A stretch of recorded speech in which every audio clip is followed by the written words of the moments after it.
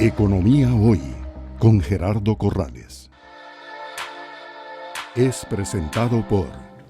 El tema que me ha correspondido analizar es un tema bastante amplio y complejo a la vez, y el tiempo también asignado es corto, con lo cual hemos tratado de hacer un esfuerzo por sintetizar los aspectos más relevantes de lo que consideramos son los retos para los próximos 15 meses, entiéndase el periodo fiscal 2020, que ahora vamos a ver más adelante. Se habla de 15 meses, pero en algunos casos pueden ser más de 15 meses y en otros casos pueden ser menos de 15 meses, incluso menos de 12 meses.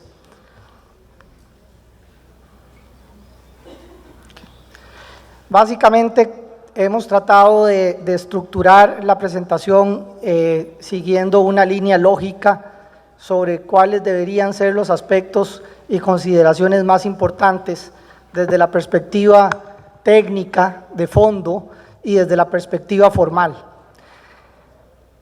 En primer lugar, es importante como contadores y asesores, tanto a nuestros clientes como en las compañías en las que estemos trabajando, definir cuáles son los tipos de ingresos y las reglas aplicables a esos ingresos y cuál es su tributación correspondiente.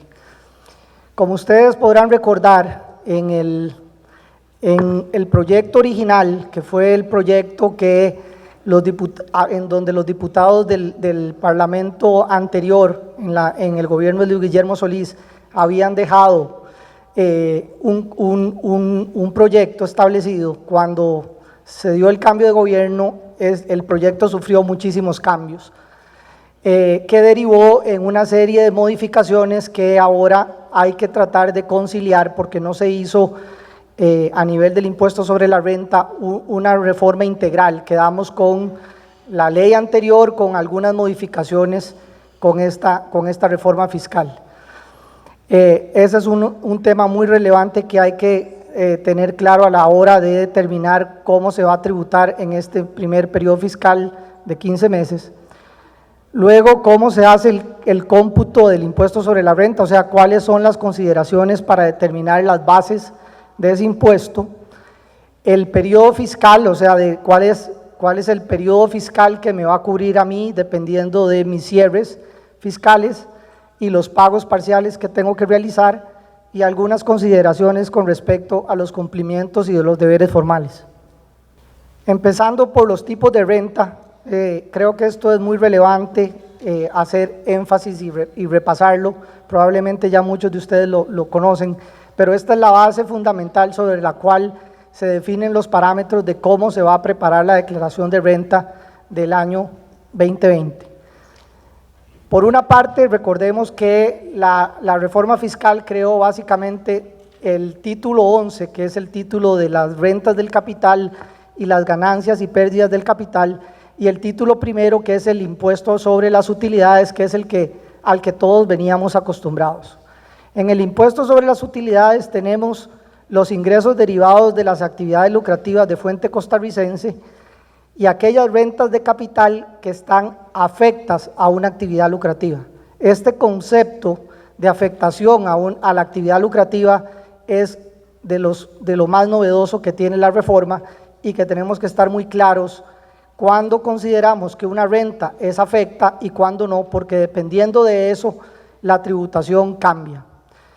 Por otra parte, tenemos las rentas del capital, las cuales se subdividen en rentas del capital mobiliario, que incluyen la cesión a terceros de fondos propios, arrendamientos de bienes no inmuebles, derechos de propiedad intelectual, intangibles, distribuciones de dividendos, etc.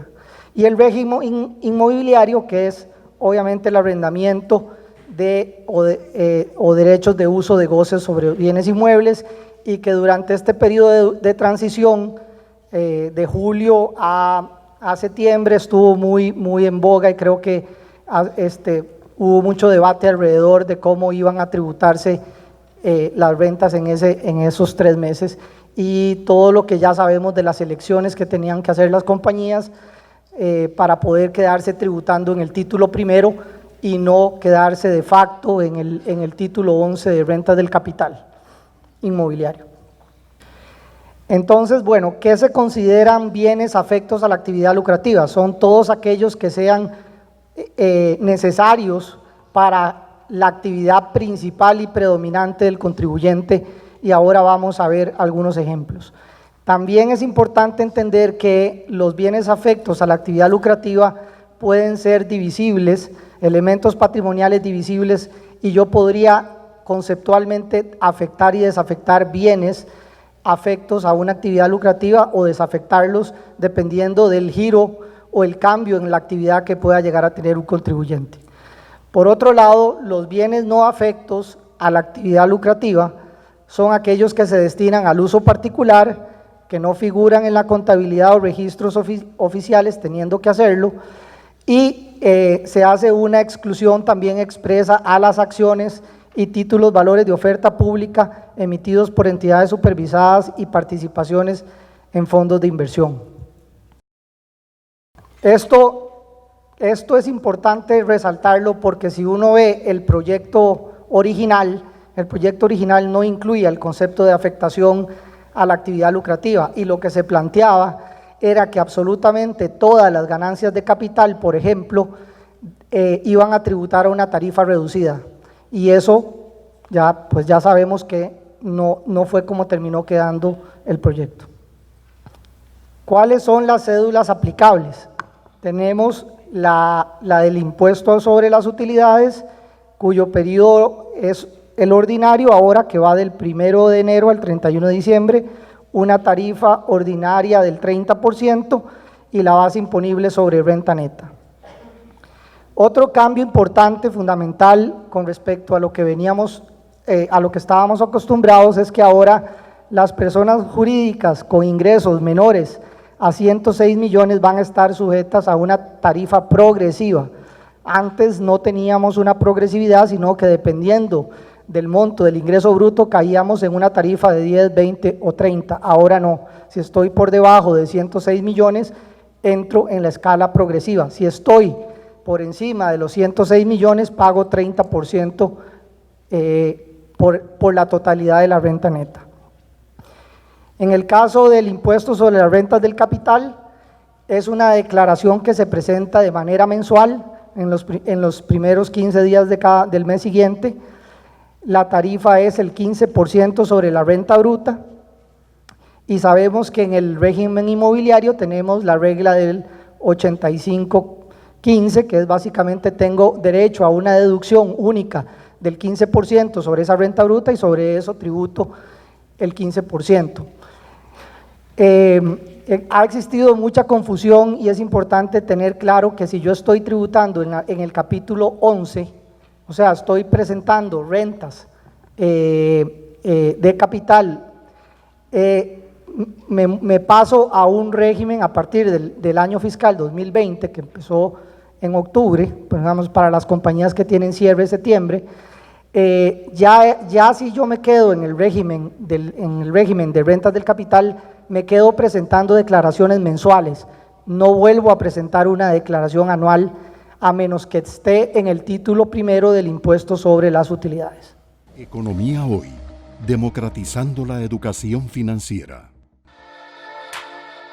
Es presentado por